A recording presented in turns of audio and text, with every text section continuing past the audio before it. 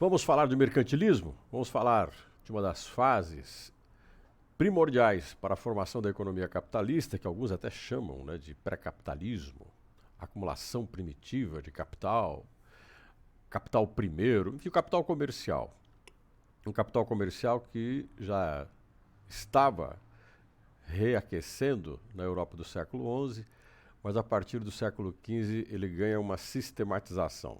Ele ganha o que nós chamamos de uma organização eficiente para desenvolver a economia comercial, ter uma garantia, orientação e expansão dessas práticas comerciais por várias partes do mundo.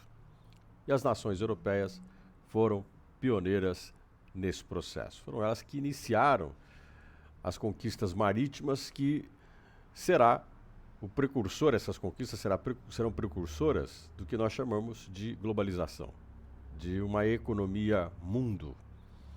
A dominação de rotas, portos e também de colonização. É o caso do Brasil, que se transformou numa colônia portuguesa, por exemplo.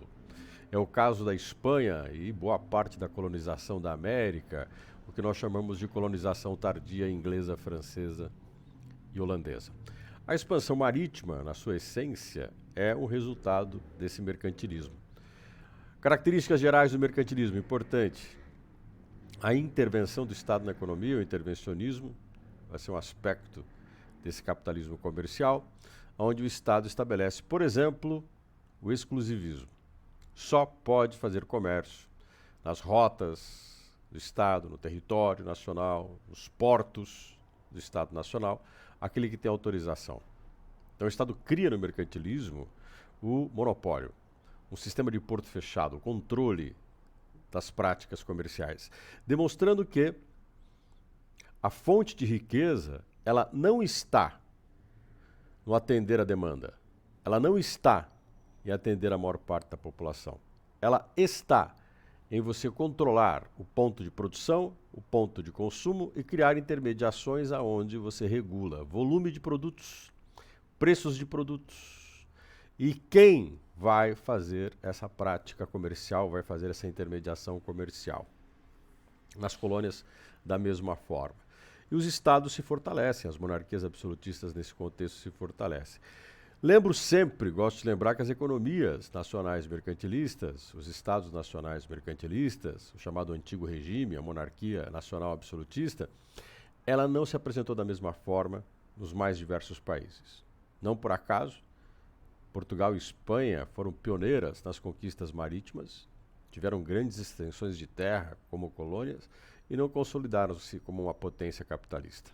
Já Inglaterra, Holanda, França, que navegaram mais tarde, se expandiram mais tarde, se consolidaram como grandes potências econômicas, inclusive Inglaterra e Holanda, e depois a França, com a maquinofatura, com a industrialização.